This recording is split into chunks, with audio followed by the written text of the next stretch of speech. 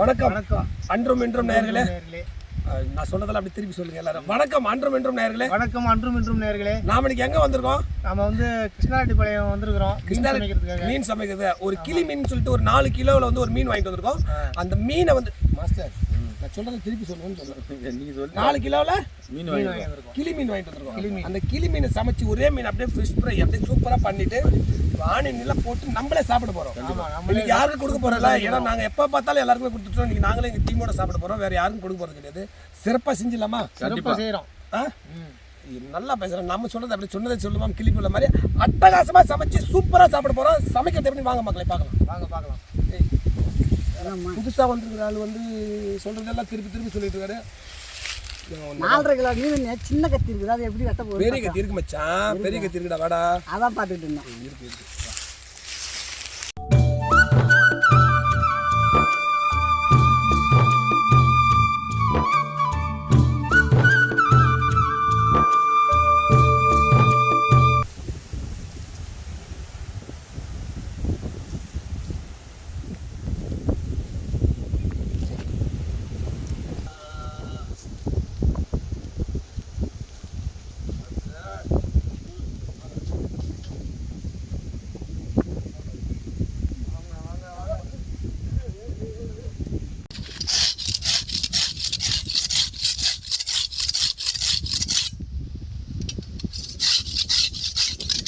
தண்ணி மண்ணெல்லாம் அலசி சொல்கிறேன். தண்ணி பிடிச்சிக்கலாம். அலசு நல்லா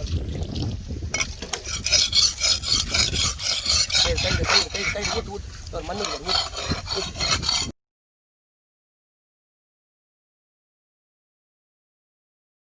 நாம் வந்து நீங்கள் மீன் வெட்டுற கட்டெல்லாம் கொண்டு வரல. நம்ம நண்பர் சுப்ராய் கூட வந்துருக்காரு. ஏற்கனவே பார்த்தீங்கன்னா அவர் வந்து ஒரு கோழி வீடியோலாம் வெளிநாட்டிலேருந்து வந்தவொடனே கட் பண்ணி கொடுத்தாரு. இன்னைக்கு அவரும் நானும் சேர்ந்து அந்த மீனை கட் பண்ண போகிறோம். சுப்ராயா வா.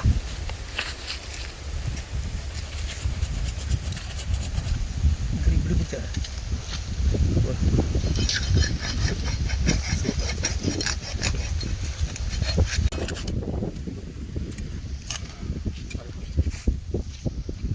தந்தனத்தும் எள்ளு மேலே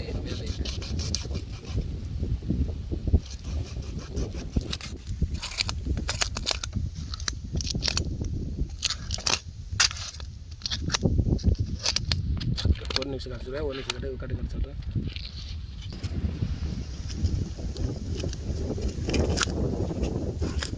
அதிகமாக இருக்காது. சேதம்லாம் இதான் சேதம் இருக்குது.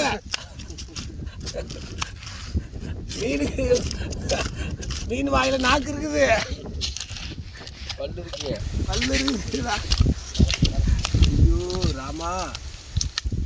நாங்கள் ஒரு 4 கிலோ மீனை வாங்கிட்டு கட் பண்ணுறது பாருங்க. கஷ்டம் இருக்கு பாருங்க மக்களே.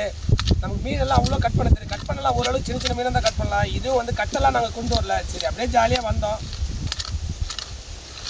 ஆனால் இவ்வளோ கஷ்டமாக இருக்குன்னு கொஞ்சம் எதிர்பார்க்கல.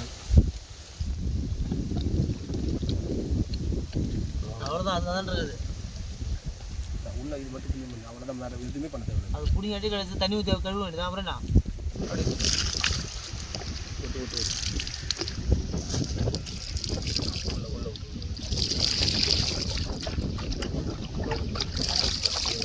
போதும்.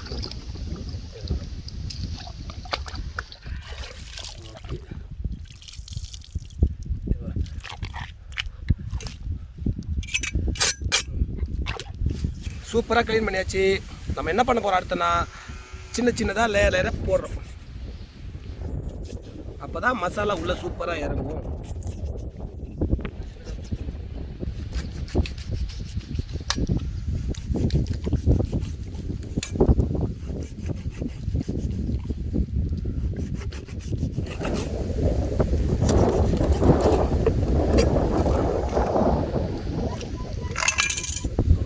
மீனை பக்காவாக ரெடி க்ளீன் பண்ணி நல்லா பக்காவாக இந்த இதில் பண்ணியாச்சு. இதுக்கப்புறம் என்ன பண்ண போகிறோம்? ஃபுல்லாக மசாலாவை ஏற்றி அட்டகாசமாக பொரிச்சு சாப்பிடலாம். இப்போ மசாலா போடுறது எப்படின்னு பார்க்குற மக்களே. ரொம்ப சிம்பிளான மசாலா போட போகிறோம். நிறைய அந்த ஐட்டம் அப்படியே கிடையாது. மல்லித்தூள், மிளகாத்தூள், கொஞ்சோண்டு இஞ்சி பூண்டு பேஸ்ட்டு, ரொம்ப சிம்பிளான ஐட்டம் சேர்த்து சமைக்க போகிறோம். அட்டகாசமாக இருக்கும்னு நினைக்கிறேன். ஏன் மாஸ்டர்? கண்டிப்பாக வேறு லெவலில் பண்ணலாம் வாங்க. காற்று பார்த்தீங்கன்னா பயங்கரமாக அடிச்சிட்டு இருக்கு. எப்படி சமைக்கிறதுன்னு தெரியல. அந்த கொட்டை பக்கத்தில் சமைக்கணும். நாங்கள் மட்டுமே சமைச்சு சாப்பிட்டு போகலான்னு வந்தோம். இல்லைங்க பார்த்தீங்கன்னா நிறைய பசங்க இருக்காங்க பின்னாடி பார்த்தீங்கன்னா இந்த பக்கம் நிறைய நிற்கிறாங்க. சமைச்சு அவங்களுக்கு கொடுக்க போகிறோம் இன்றைக்கி. இந்த மாதிரி சமைக்கிறது வீட்டில் சமைக்க முடியுமான்னு தெரியல. ஏன்னா வீட்டில் 4 கிலோ 5 கிலோ சமைக்கிறது பெரிய பாத்திரம் வேணும். சமைச்சு எல்லாம் சாப்பிட கொடுக்குறது இல்லை. ஃப்ரெண்ட்ஸுங்க எல்லாம் வெளியே போகும்போது ஒரு காட்டுக்குள்ளே ஒரு டூர் மாதிரி எங்கே போகிறீங்களோ எங்கேயாவது போகும்போது இந்த மாதிரி வாங்கி சமைச்சு பாருங்க, ரொம்ப சூப்பராக இருக்கும். இந்த மாதிரி சமைக்கிறதுக்கு என்னென்ன பொருட்கள் தேவைன்னு பார்த்தலாம் மக்களே. முதல்ல தனி மிளகாத்தூள் இருக்குது,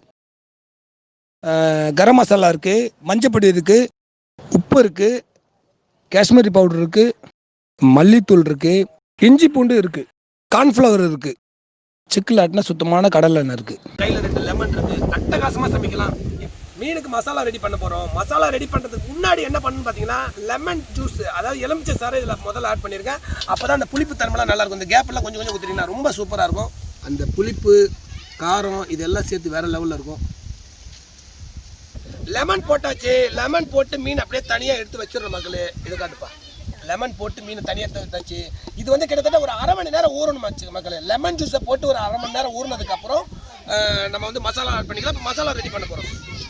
ஃபிஷ் ஃப்ரை பண்ணுறதுக்கு முதல்ல மசாலா ரெடி பண்ணிக்கிறோம். அதுக்கு முதல்ல என்ன பண்ண போகிறோம்னா மஞ்சப்பொடி வந்து ஆரம்பிக்கிறோம். மஞ்சப்பொடி கொஞ்சம் போட்டுக்கிறோம். அடுத்து தனி மிளகாத்தூள், அடுத்தது கரம் மசாலா, அடுத்தது மல்லித்தூள். மல்லித்தூள் கொஞ்சம் நிறைய சேர்த்துக்கோங்க, நல்லாயிருக்கும். கொஞ்சம் மல்லித்தூள். அப்புறம் மீன் மசாலா, நம்ம சுத்தமாக செய்யப்பட்ட இப்போ சொல்ல போகிற மாம்ஸ் மசாலா, அதோட மீன் மசாலா. இது எல்லாத்தையுமே போட்டுக்கலாம், தப்பு இல்லை. அப்புறம் இஞ்சி பூண்டு பேஸ்ட். அப்புறம் கொஞ்சம் கார்ன்ஃப்ளவர் ஏன்னு பார்த்தீங்கன்னா மசாலா பிரியாமல் இருக்கும், உடஞ்சி வெளியில் போகாமல் இருக்கும், அந்த மீனுக்குள்ளே ஒட்டிக்கும். அதுக்காக கொஞ்சமாக கார்ன்ஃப்ளவர் போட்டுக்கணும். அப்புறம் தேவையான அளவு உப்பு.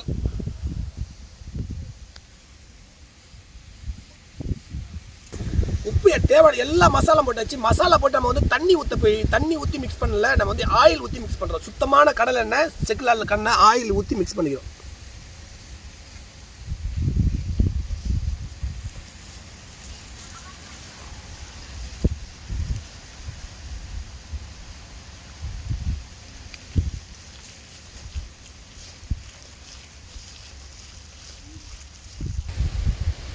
ஏன் நம்ம ஆயில் ஊற்றணும்னா நல்லா மீனில் போய் நல்லா பிடிச்சிக்கும், டேஸ்ட்டும் கூட வரும், சீக்கிரமாக வேக ஆரம்பிச்சிருது. பார்த்தீங்களா தெரியும். மசாலா காட்டுப்பா. சூப்பராக வந்துருச்சு மசாலா.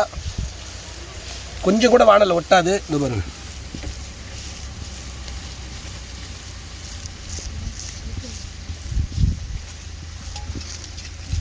அடியில் கொஞ்சம் கூட ஒட்டல பாருங்க. மசாலா ரெடி.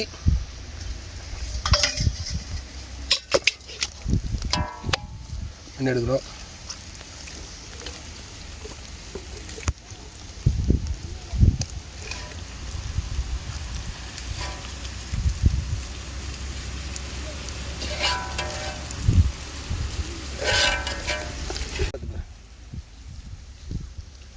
ஃபுல்லாக வெளியில் மசாலா நல்லா ஃபுல்லாக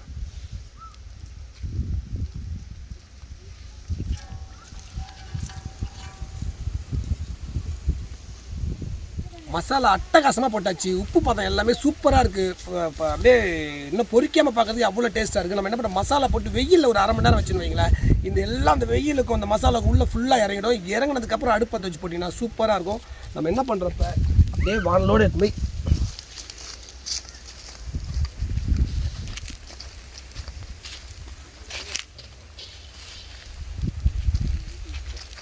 வெயிலில் வச்சாச்சு. ஒரு 10 நிமிஷம் இல்லை ஒரு 1/2 மணி நேரம் அப்படியே காஞ்சதுக்கப்புறம் எடுத்து நம்ம வந்து ஃப்ரை பண்ணிடலாம். சூப்பராக இருக்கும் மக்களே. ஃப்ரை பண்ணும்போது பார்க்கலாம்.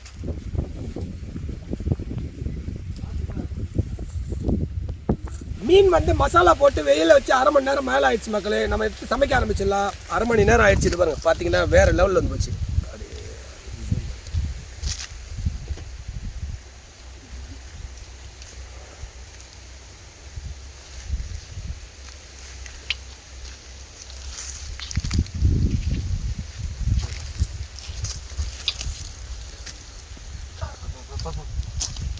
அடுப்பு பக்காவாக ரெடி பண்ணிட்டா அப்படி நம்ம சூப்பராக வானல் எடுத்து வைக்கிறோம் மக்கள்.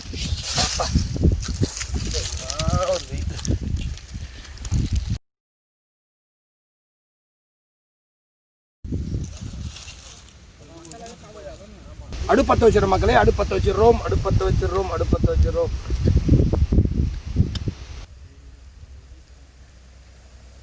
காற்று பயங்கரமாக இருக்குதே.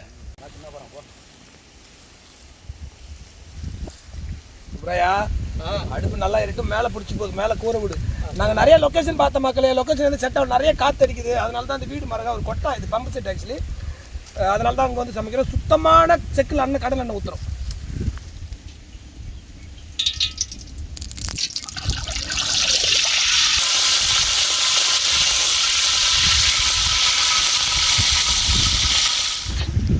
பன்னீர் என்னடா நாக்க நீட்டிட்டு இருக்க? மீன் போட்ட மசாலா நல்லா இருக்குன்னு சொல்லிட்டு நான் மாட்டு அழுத்திட்டோம்மா. ரொம்ப காரமாக இருக்கு.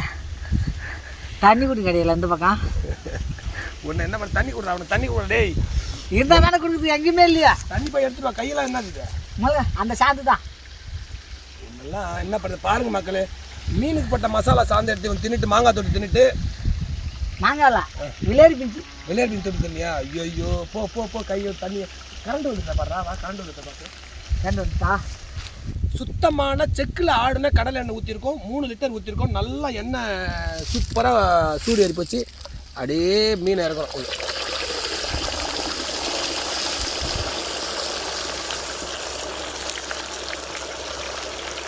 3 லிட்டர் எண்ணெய் ஊற்றியே பத்தலை இளவரசர். அதான் சொல்லலை எண்ணெய் நீர் சுற்றுறாயா உள்ள அடங்கலான்ங்கிறா. அது இன்னும் 2 லிட்டர் ஊற்றுறாங்க, இன்னும் 3 லிட்டர் ஊற்றுறாங்க, மேலே வரும்.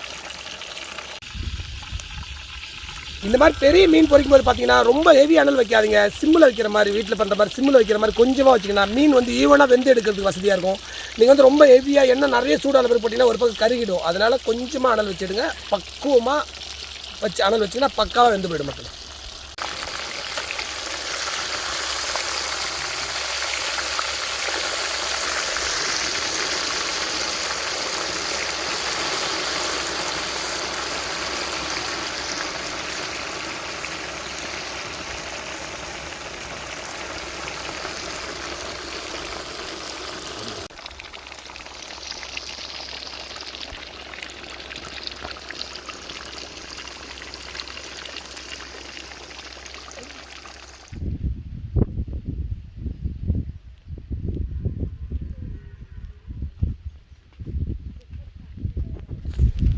மீன் அட்டகாசமாக வந்து போச்சு. நல்லா நாங்கள் ரொம்ப வேக விட்டோம். வேகும் போது எடுக்கும்போது லைட்டாக உடஞ்சி போச்சு.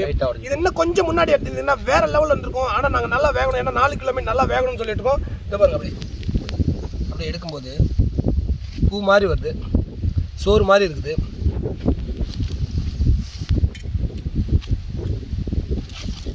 சொல்ல முடியாது சுவை மக்களே. சாப்பிட்டுக்கிட்டே இருக்கலாம் நம்மளுக்கு. இந்த இஞ்சி பூண்டு இந்த மசாலா எல்லாமே நம்ம போட்ட மாதிரி செஞ்சு பாருங்க.